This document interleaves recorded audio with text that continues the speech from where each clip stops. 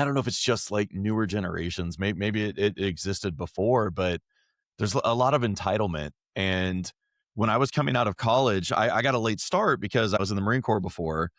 And there were some kids at the time because they were 19, 20 or whatever. And I was a little bit older, but they were graduating. And it's like they expected $100,000 job like right out of college with no experience. And like, it's like, oh, I'm not going to work for less than 100,000. I'm like, who are you? Like, what if you have no life experience, you have no career experience, and you think that you're entitled to 100,000 right out the gate?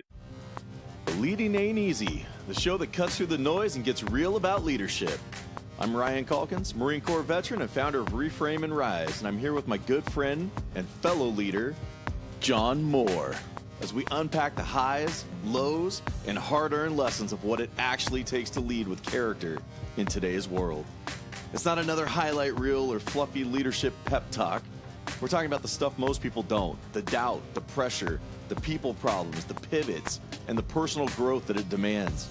Because the truth is, leadership looks good on paper, but in real life, leading ain't easy.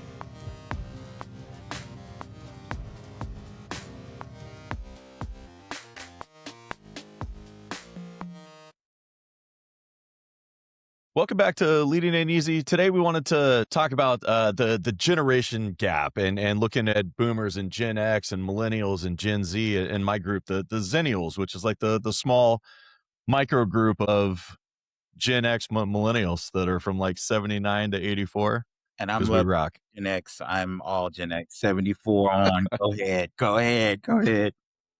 But we just wanted to, we were thinking about it because workplaces today, it spans 3 to 4 generations now. And it's just such a diverse group in terms of generations and how there's different stereotypes for each group. And, sometimes you can get put in a bucket. It's like, oh, those boomers or these kids don't want to work today. And is it the same approach to everything? Do we have to tailor to each, or is it kind of a balance of considerations?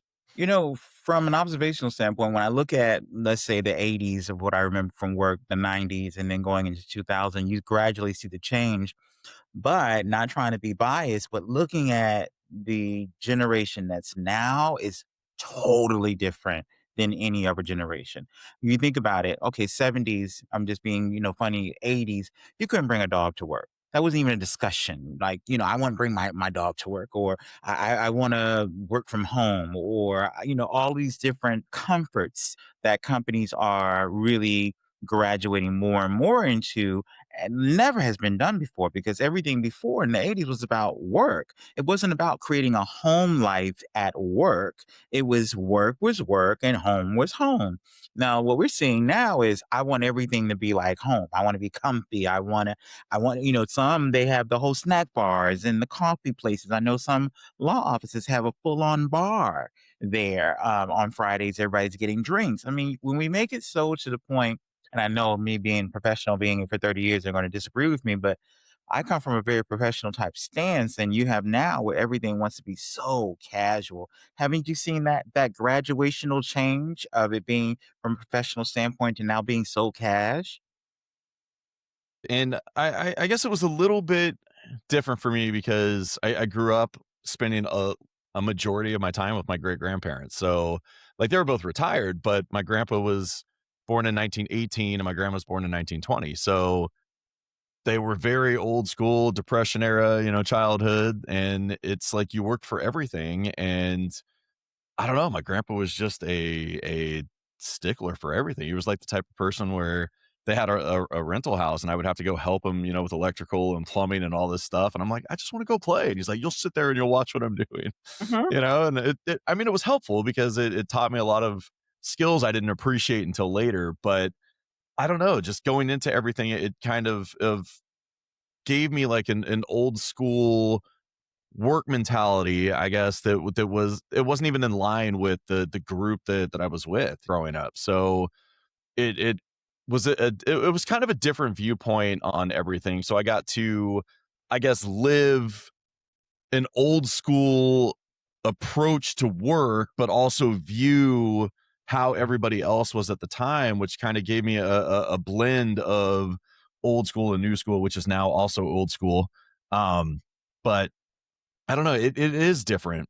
Kind of everything that I've seen is, you go in, you have that mentality, like you said, work is work, and but you go to work and you give it your all, and everything that you have goes to the company, you go home, and then your own time is what it is, and it's a different shift, like, even seeing on Reddit and everything else, it's like, "Oh, your manager doesn't appreciate you, screw that, leave," and it's like, "Well, so you got an ass chewing, big deal," you know? I mean, Well, the appreciation is the paycheck, is where I come from. It was never that, oh, we're gonna do these things for you. We're gonna do it was about you're getting paid. This is your job. Where this generation is about, this is the generation, forgive me again, of those that get awards even when they lose. And that's not that good additive that really helps a person because we all have to work hard, like you said. And I love that your grandparents were that way because in all honesty, it instilled a lot of values that today a lot of values aren't there. Moral values, just values, period, right? And I think specifically when it comes to work, we are really seeing how value is not there. Think about it: timeliness, being on time, coming to work, period, right? All those things are not there like they used to be. Where we honored and respected a job, right? And so I remember having a client, she says, I don't be nothing like my mom. My mom, and so I was listening, so I was like, well, tell me about your mom. Well, yeah, she made $300,000, but she had to work every day and she couldn't spend time with the kids. But I was like, but she was making $300,000. So that comes with a huge amount of responsibility, evidently. You're making more than $250,000. Think about that, right? So you're not going to be able to do all the things. But these kids have these mentalities like, well, you should be giving me all of the time. But then what happens to the living that you want? What happens to the things that you want, right? So it's kind of it's an odd time in that way. What do you think?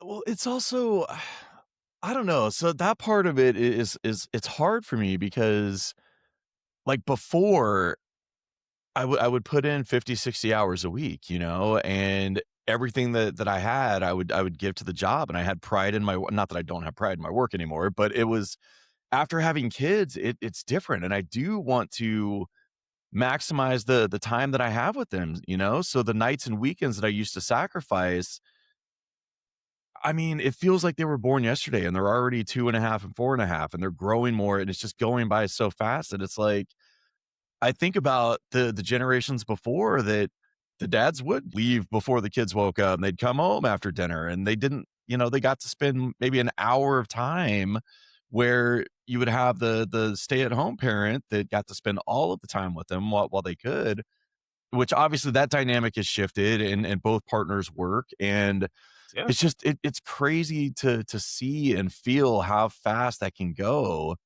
and selfishly, it's like I wanna spend as much time with them as possible, and work is secondary, but it's also work is how you afford the time and lifestyle to Which we're even all be in that position. So it's really just a I don't know, being a parent just it has changed everything for me in that perspective, and I don't know, it's hard for, like, the money is money, angle for me anymore. It's like, yes, money is money, but it's also time is a resource that you'll never get back. You can always make money, and not that your trajectory can't change because your career can stall and whatever, and you have setbacks, but there's always money to be made. You're never going to get the time back.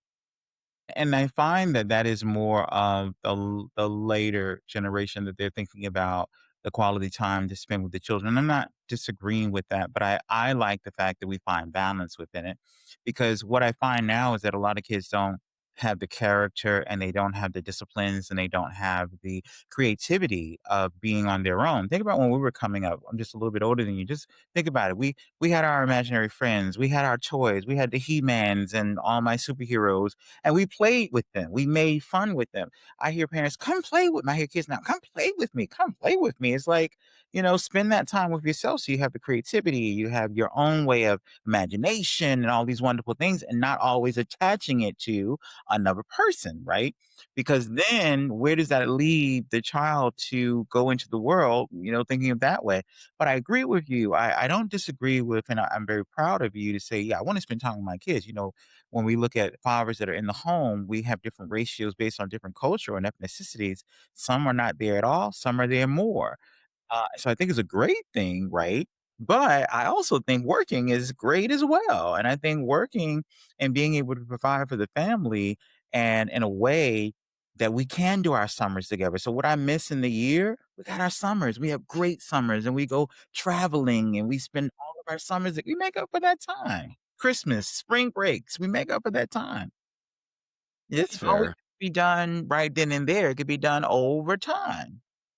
Yeah, no, that's true. And I guess it's just more I'm not willing to sacrifice as much of my personal time as I was I agree. because like when you're hourly, it's fine because you're getting compensated for all that extra time. But when you're salary, it starts to diminish, and then your hourly rate is dog shit while you continue to work. But it's how I continued to move up the ladder and get to where I was. So I mean, I'm grateful for the flexibility and the freedom to do that, even though like looking back, it's like, okay, well, maybe I wish I could have had some of that time back because I could have focused on other things instead of driving away for companies that didn't necessarily care about me the same way that I did them.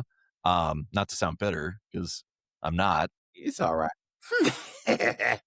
But at the same time, it goes back to how your grandfather was instilling a lot of value in you about doing the job and doing it well and doing it in its thoroughness. But also, what you learn too is that everyone does not deserve that full investment. I think that's what I'm also hearing too. Everybody doesn't, and they don't really deserve that full investment. Just enough, I think, doing your job, just enough. Because now it's not like how it was before. Before, yeah, I mean, I remember I was getting calls at all times of nights and, traveling over the weekend and all these things, not getting paid for it, but it was all about the job. Now, looking from the outside in, oh, hell no, I wouldn't do any of that. Mm-mm.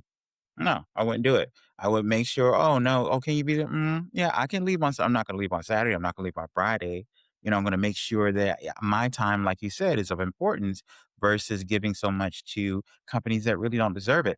Not because you don't give me all the awards. It's just that you don't honor me, you don't appreciate me, and that appreciation is not always done by tangibles. It's done by affirmation. It's done by, showing of how the work ethic is. I don't know, but it's not always done from somebody saying, "Okay, here's this." It's done from bonuses. It's done from giving me proper raises and good valuations. That's where I come from.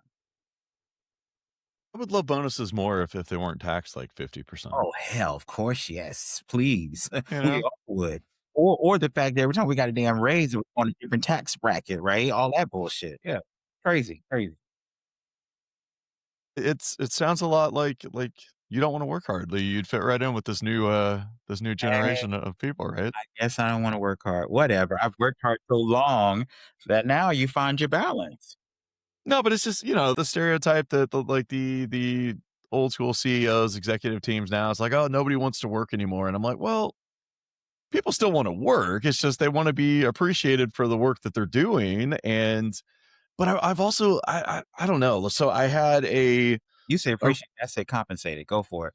well, no, I think that there's both, right? You wanna be compensated and you wanna be paid for the value that you bring to the Yep, table, yep. but there's also that sense of appreciation and just hearing that you're doing a good job once in a while. It's not always the negative, but there's also I've seen a lot of I don't know if it's just like newer generations, maybe it existed before, but there's a lot of entitlement. And when I was coming out of college, I got a late start because I was in the Marine Corps before, and there were some kids at the time because they were 19, 20, or whatever, and I was a little bit older, but they were graduating, and it's like they expected $100,000 job like right out of college with no experience. And like, it's like, oh, I'm not going to work for less than 100,000. I'm like, who the fuck are you? Like, what if you have no life experience, you have no career experience, and you think that you're entitled to 100,000 right out the gate? And that comes from that whole theory of give me an award even if I lose. Because it's that belief in which I still should get something. There's the entitlement. And that entitlement is a hindrance to this generation's growth because you got to crawl before you walk. So it's not like, as you just alluded to, I'm just going to come out of college and I'm going to make that $100,000. Now I've seen it before, but I've seen it because dad owns the company. I've seen it because dad was an influencer to so and so. I've seen it in those ways. But that wasn't you working hard. That was something that was given to you here again when you didn't really do the work. So there's that entitlement that continues to perpetuate itself generation after generation. And then there are some that work hard. I remember there was a young man when I worked for an Asian bank years ago. And he had just came out of college and he was making like 65, $70,000. And I was like, you're 21. Think he was like 20, 21, something like that. That's good money for a 20, 21-year-old. And I was just like, you're making money that grown folks are trying to make. But he did the work. He was a good ass analyst. I mean, he would get on those computers and get the numbers together before all that was really a thing. And he worked. And it made sense. He was worth his value. He showed us that. And that's why they promoted him. Nobody couldn't say anything because he showed his worth. So he didn't just come out thinking, "Oh, I'm supposed to make that kind of money." He literally did all the things that they threw at him, and he excelled in every last one of them. And they gave him a permanent job, and then 65 to $70,000 at 21, 22, living with your parents.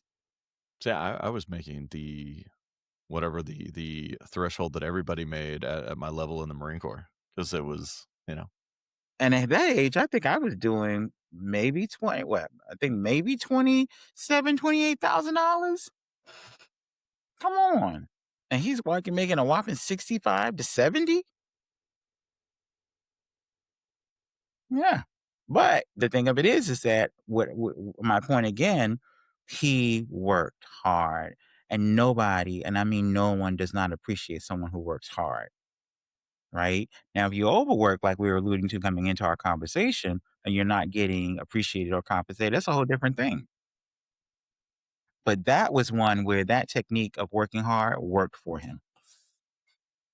so this is an example of a younger person coming in and exceeding expectations, and we're talking about kind of generational differences and everything else, which that kind of alludes to the, I guess, the point that age isn't necessarily the determining factor of the generational gaps that people have, but it's more your surroundings, how you're brought up, your work experience and influences that really direct your approach to work. Like I said, with my grandpa, I was more, I don't know, Gen X or boomer than where I should have been with my group, at least in terms of approaching work itself. And it honestly worked for you. I mean, think about it. You gave your all. You did your best. You were able to figure out the landscape of what was happening, and you were able to navigate it. That's a good work ethic. Now, again, you figured it out later on. You were like, "Ah, this," well, but you came in with that. You didn't come in with the thinking that y'all owe me something. True. Well, I don't know. I guess in a way, it kind of, I don't want to say it held me back, but I think the approach, because, it was a very, you're loyal, you're a company man, you do this, like take care of the people that are taking care of you. And my own generation and the one right after me, it's like the mentality is you go somewhere for 3 years, you leave, you get promoted, increase 10%. You boost every single time. And for me, it's like I spend 7 to 8 years at a company, and then I move on to the next thing and spend another 7 to 8 years. And it's more out of loyalty and turning down other opportunities because of the relationships that I built with these companies. And it just felt, I don't know. Part of that feels a little more old school than the new age mentality and approach to work that is less emotionally involved. I don't know how else to explain it. But I wanna stay on that word because that was very important, and it's not like a why we word, but it's really the core to the generations, which is loyalty versus not being loyal. Now there's no loyalty. If you're not giving me what I want today, this generation, I just leave and I go somewhere else. And I keep going, keep going. I don't have 5, I don't have 10, I don't have 8 years with a company, right? I have no stability, so I just keep moving because 'cause I'm looking for something. Well, in our generation, we had loyalty. And our loyalty was one in which we felt, hey, I'm here. They're good to me. I want to be good to them. I want to work hard for them because they, give me a check.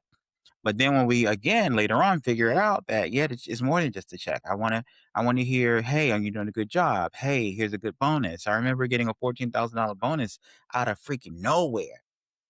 And it blew my mind. I think that was the biggest bonus I had ever gotten at that time. And it was like, here's 14 grand because you did a good job. You brought down these ratios. You did this, you did that. Yeah, but like you said, after taxes, it was pennies, but it was still 14 grand. So I mean, those are the things we appreciate. Yeah. Well, I mean, I don't know. I feel like even the conversational approaches to different generations are so vastly different. Like, Tell me more. Speak more to that. What do you mean? so I I've been in this weird situation where in high school I graduated at 17. I was the youngest of all my friends going up through school, and then I went to the military and I was the youngest, and then I went to college and I was immediately the oldest, and all of the guys that I was with, that I was in leadership positions for, it's like now I'm the elder person. Then I went to waste management.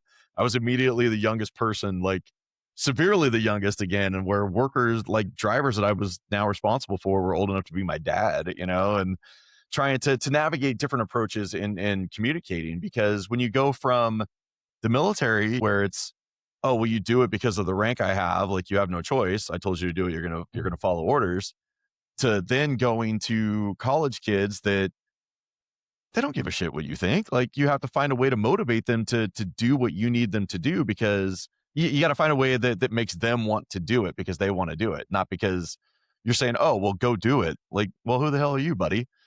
And then taking that approach and motivating people to get there, to immediately becoming the youngest person again, and now trying to manage drivers who Older than you. have more experience in this career than I have in an entire career's worth of knowledge, in this one area. And like I talked about it in the show before with that kind of dynamic, and that I never approached it as an expert or knowing more than them because I wasn't. I knew that they were the experts, and that's how I treated them. I treated them with respect and everything else. And I think that helped with the The transition, um they yeah, and the relationship building and the trust and everything else, but it was just it was different because with that group, they very much just wanted stuff straight. They had nothing sugar coated. It's like, just tell me what you need, tell me what the problems are, I'll take care of it, blah blah blah.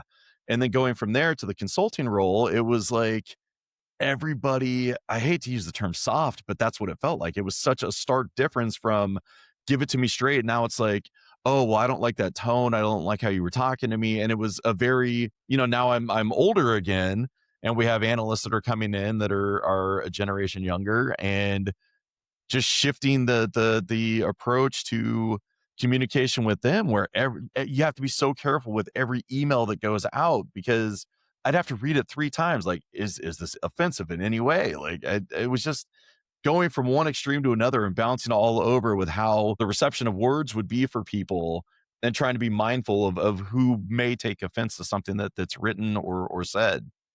and that's interesting that you say that I had, and I don't mean to offend any women out there, but I had that more problem with women, less generation, because it was more about a male female dynamic. And that was just like, it was just odd for me because I was brought up with women. So it was just very odd to have someone say, to your point, oh, the tone or the email could have been. It's like, I'm not trying to offend anybody. This is what we got to do. Yeah. There's no easy way to say it. This is it. I need you to do blah, blah, blah. But I think that sometimes, again, we try to conform our workplaces to, and I find this to be interesting. We try to conform our workplaces to places in which we have control. And that control in which they want is how they want to be treated, how they want the environment to be for them, how, and it's just like, that's a bit much. It's work. And that's where my mind can't ever change. Work is work, home is home. And so when you're at work, I should be able to manage you correctly. Yeah, I need to manage you with respect. Of course, all those wonderful things. I don't want someone to disrespect me, but I also want to be able to tell you what I need to get tell you done. Let's make it rock and roll. Come on, let's get it done. But I find that in this generation that's more current, you got to go through what you're going through, and that's what makes it difficult for managers. Where managers are feeling like, am I managing based on individuals or am I managing based on generation? Because you just can't talk like you've been, let's say you've been in the industry for 40, 50 years. You, in that 40, 50 years, you look at all the different people you've managed.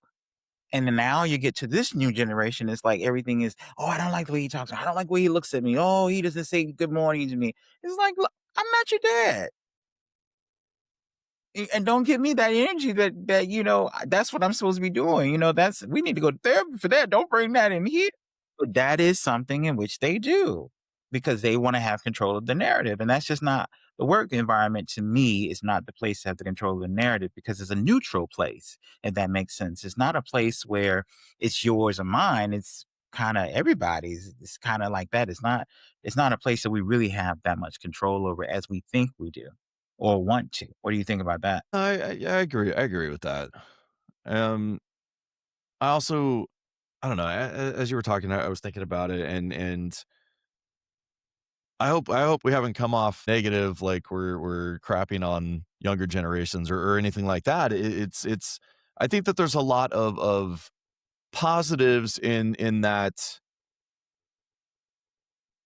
like you said, the younger guy that came in that was more impactful and had a better handle on technology, and I think that younger people today, have a grasp on a lot of things where it's like I felt like I was always at the forefront of technology.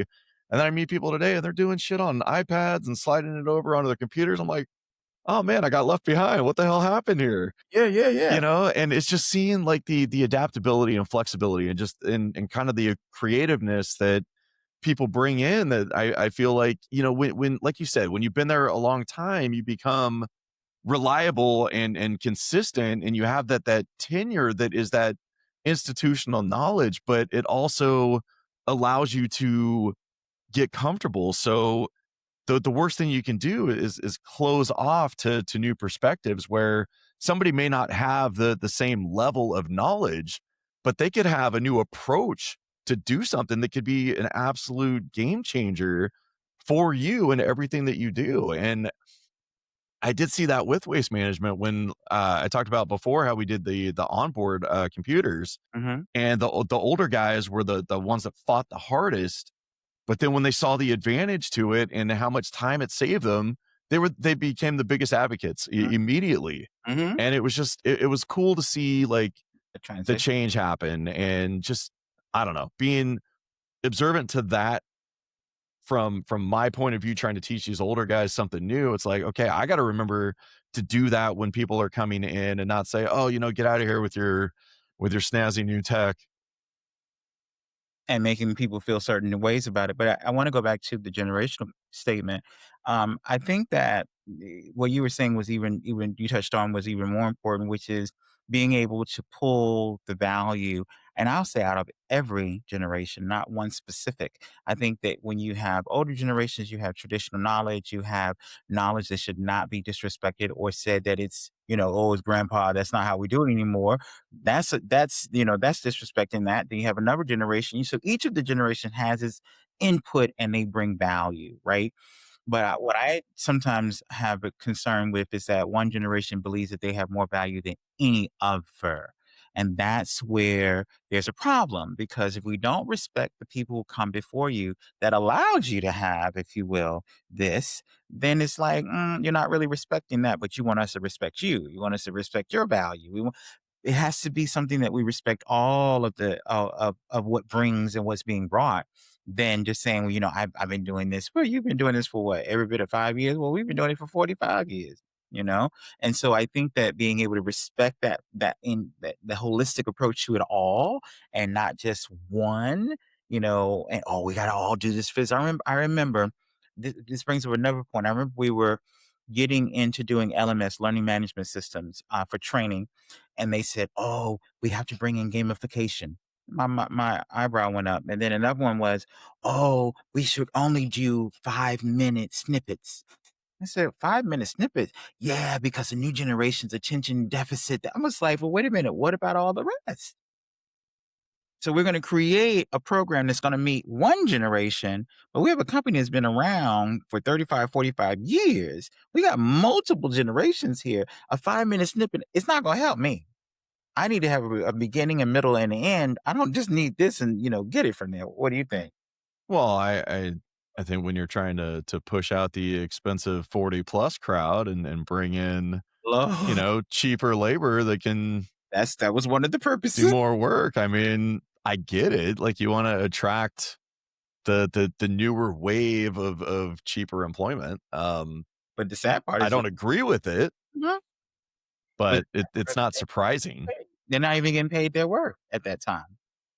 Man, no, when you were talking about the I was thinking of I can't remember there was a movie with Robert De Niro where he Yeah, got hired as, like, yeah, with, an executive assistant or something, and they all wrote him off as, like, this old timer and he was a marketing exec. It was with, the young lady from, Prada, or whatever it's called, the Anne Hathaway, right? it's her. She becomes a new marketing person, and she kinda, dismisses him, and then when he starts giving her snippets Yeah. information, and he said she's like, looking at him like, "Okay, I need him to come into the meeting." But it was a hard transition because she had her mind set on what she thought it was supposed to be of this generation of this, and he didn't Mhm. know. But his adage, his traditional ways got a lot of deals put in. I think it saved the business, if my memory serves me correctly. I think it did too, and then she became reliant on his wisdom, Yeah. but That's it was a good movie. I mean, it. I like that blend. Don't just don't segregate. Blend us all. Yeah. I like it. Respect the generations, all of them, not just one. What are you thinking? no, I was thinking, no, earlier when you said there was one generation that thought that they were better than everybody else, and I was curious which generation you you think that is. But see, well, you know what? That's a valid point because the Gen X or the before Gen X may think they're better than the rest of us, but it seems to be, this is, and I could be being biased, but it just seems to me that it's more put out there like the newer generations are, the better. And it's like, but I think all of them, and the reason I'm a little biased is because I'm coming from the 70s. I got a chance to look over 50 something years of different ways of life. We got a chance to see the rotary phone. We got a chance to see all these different things that they only saw one way of life. And that's cool to be able to see all these transitions from having a big old phone on your face and now having a little small thing in your ear. I mean, that's excellent. I love it. Have you seen Hot Tub Time Machine? Yes, I think I saw pieces of it with the crazy guys in it. Yeah. Yeah, well, when they went back to the '80s and it showed the guy on the mountain, he's like, "I'm calling you from my phone." Big old great phone, huge phone. Absolutely. But yeah, but you have a point there. I think all of the generations are great, and I think that the newer generations are great because, of course, of technology, AI. We're all gravitating into that world, and I also believe that the ways that, let's say, for an example, Heinz companies, how they grew to where they were was from traditional marketing, door-to-door sales. I mean, remember, it's like encyclopedias. Encyclopedias were not a thing until somebody brought it to your house and said, "Hey, we got encyclopedias." That was a door-to-door kinda a sales, thing that we were doing back then, and that's way before the '70s. So, as a leader, what we've been talking about with generations and different approaches, we're not necessarily managing 2 generations. It's more managing the expectations of individuals shaped by their experiences, which may be heavily influenced by the generation that they're in, but not necessarily. You can, like you said, you can have somebody that is young that has an older mindset and approach based on where they came from. I don't Culture. know if I've necessarily seen the reverse where it's like an older person that is somehow, in a younger generation. I don't think I've seen that. Maybe Michael Jackson, but No, I think we've seen it, but I think also sometimes the reason you don't see it as much is because it probably is not as long last because you have someone else that feels like, oh, that's my dad, oh, that's my mom, and they want to move them out the way, but they're losing out. Again, that video was the movie we're talking about was a perfect example of that. Perfect example of that.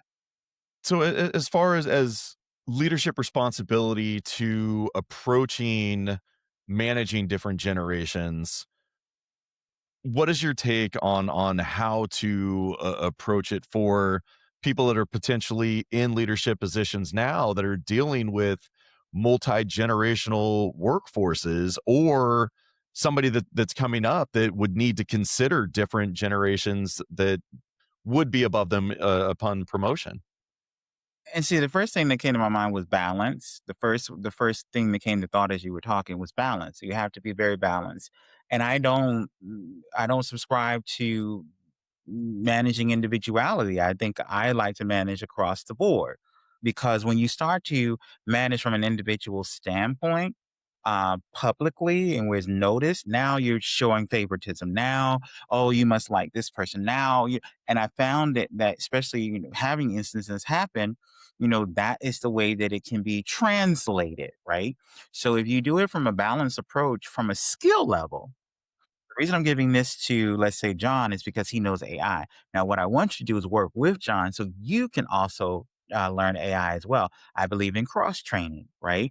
Then, if I had someone that was of a more traditional, older generation, I want to just tap into their knowledge. What was your skill set? And I really put people where their skill set was, but I always cross trained them as well. I always put someone with them either from a different generation or just period. So the knowledge was spread and it was balanced. But if I came in and said, okay, I got to do this specific, it's just like, it makes me think of another client cooking 3 meals because each of your children don't like something. So you're going to make one meal for this person. I can't do that in the workplace.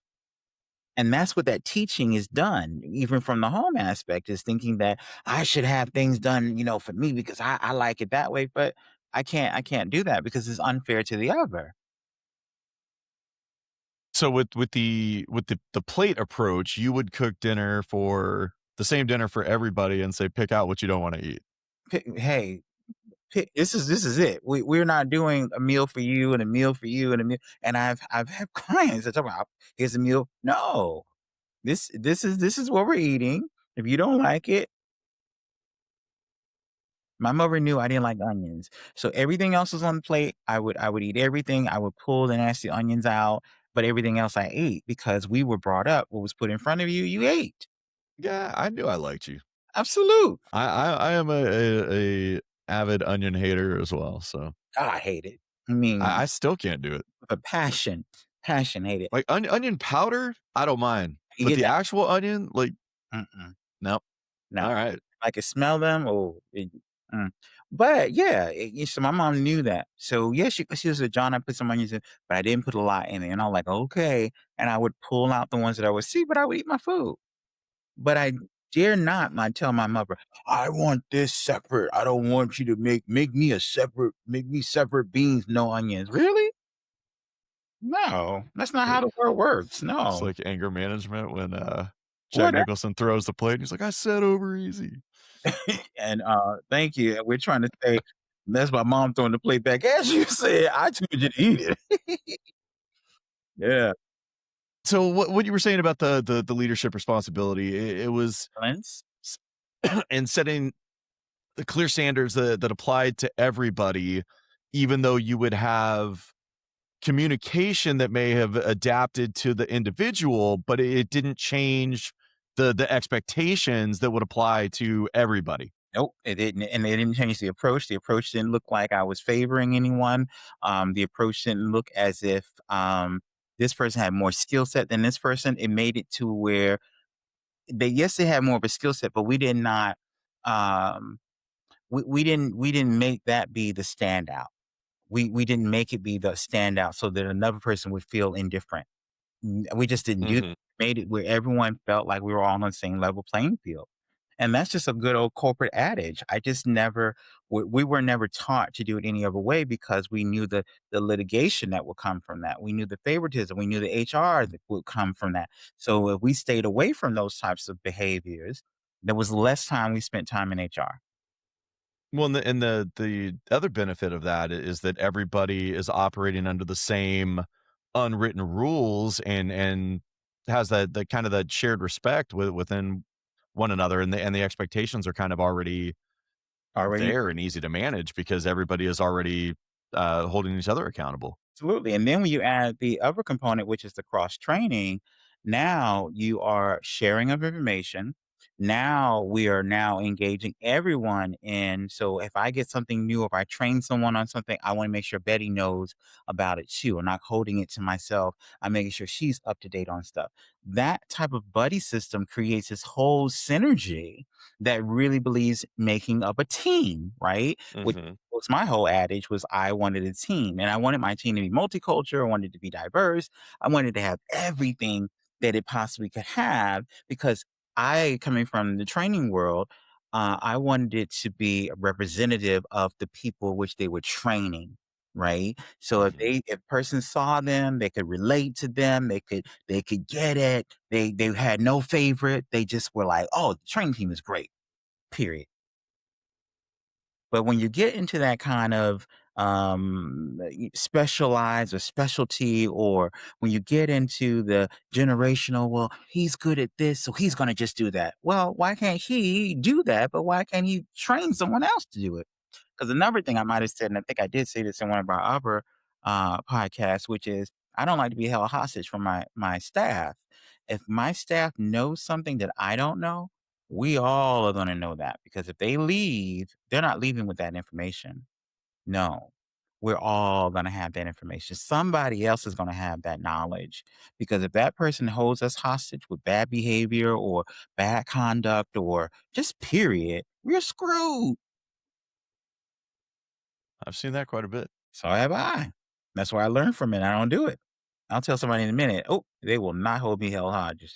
Will not have staff to hold me hostage. No, where I got to keep them because they are, they're good at this. I think we talked about that before. About managers feeling like well, we feel that managers don't always they're not doing something. Sometimes they're not doing it because they felt held hostage.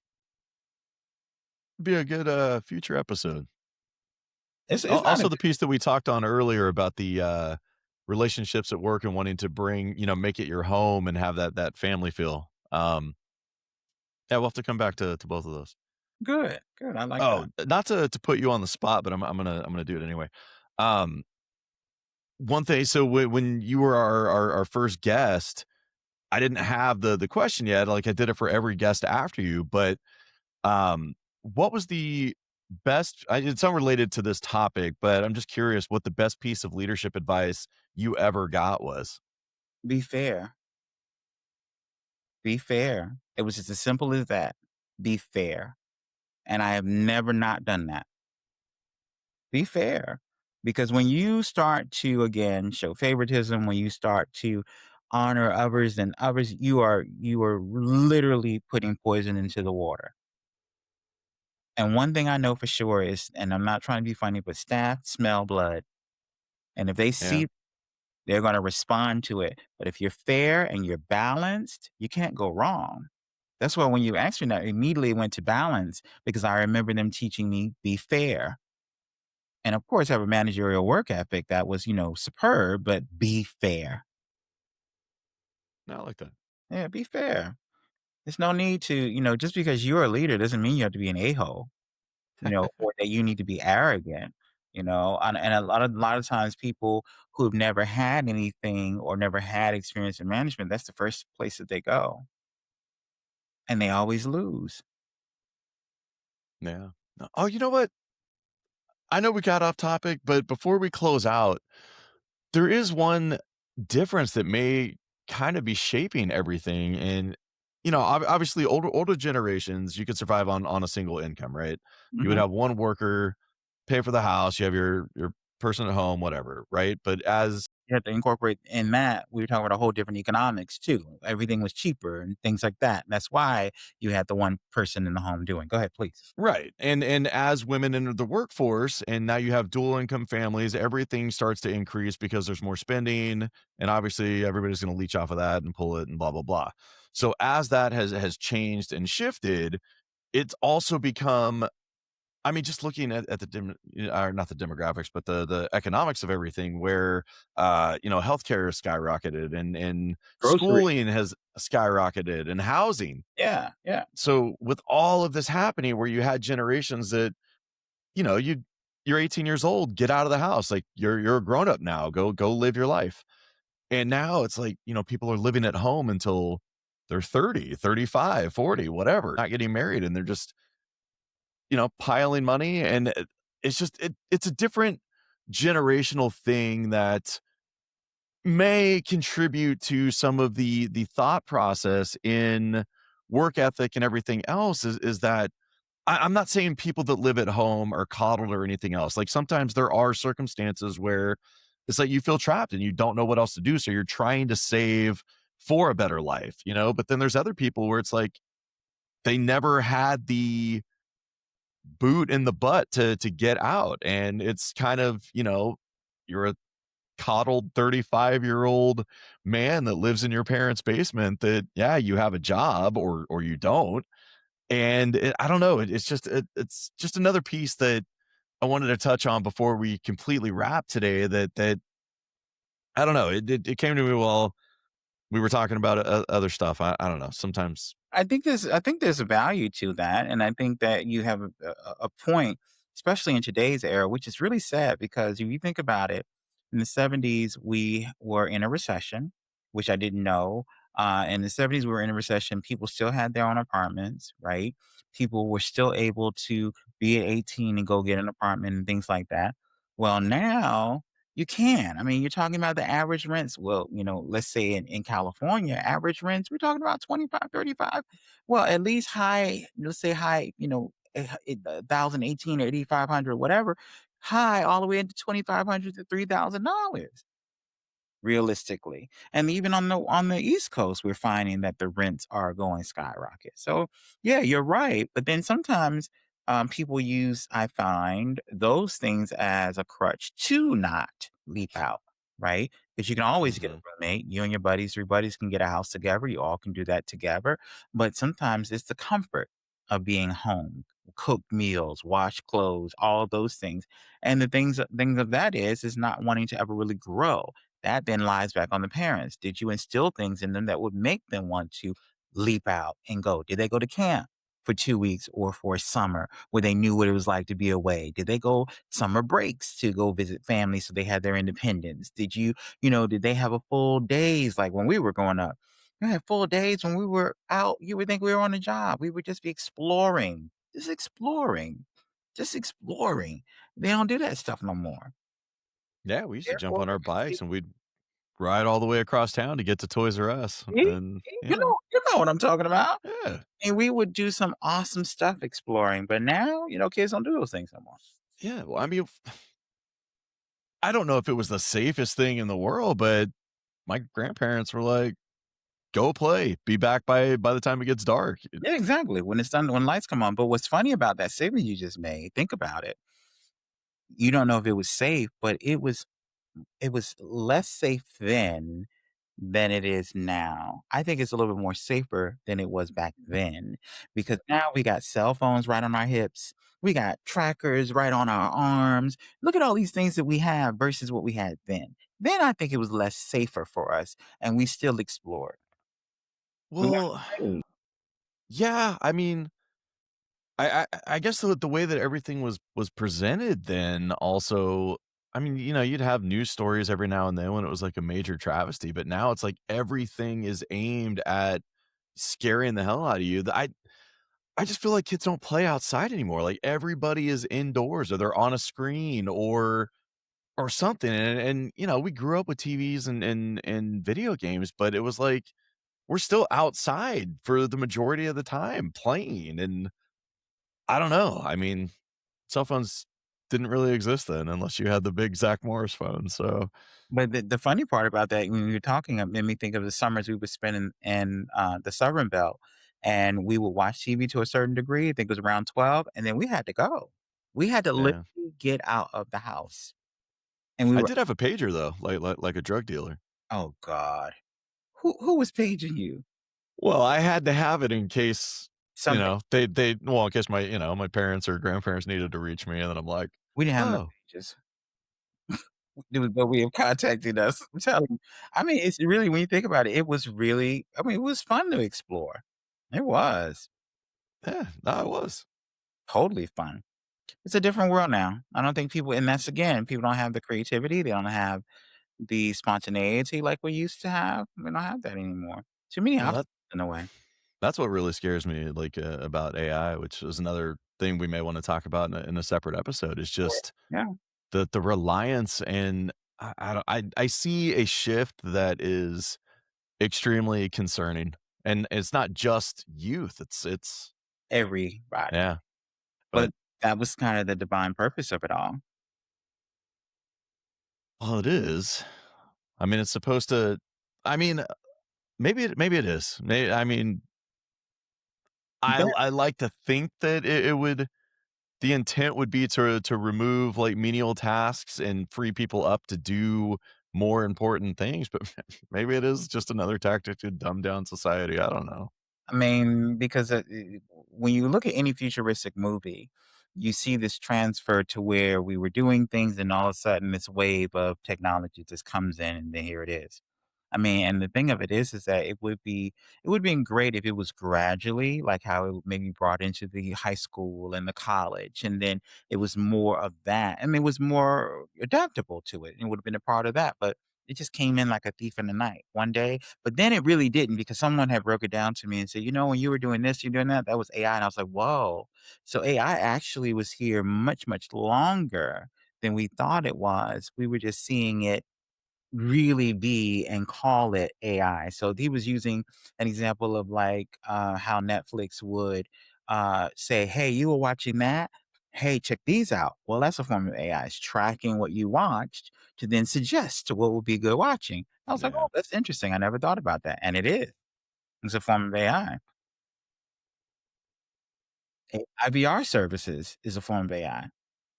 Anything that can predict what we would maybe want or what we were trying to do, it's a form of AI. So it's been around much longer. It just didn't, it wasn't called it, and it wasn't addressed as if it was. Yeah. Yeah. Good. I'm gonna write that down too, so we got 3 future episodes now that we can work towards. I'm down for it. For those of you listening, if there's a piece of frustration that you have with the generation, what are you doing that, instead of trying to understand what's going on, is there a level of frustration that, you can talk about and share a comment, and, Yeah. John and I would love to Hit us up. Let us know. engage Yeah, absolutely. or consider, even assumptions that you're making that may be wrong. Um, but for us, and until next week, leading ain't easy, It sure isn't. but you don't have to do it alone. Thanks for tuning in to Leading Ain't Easy.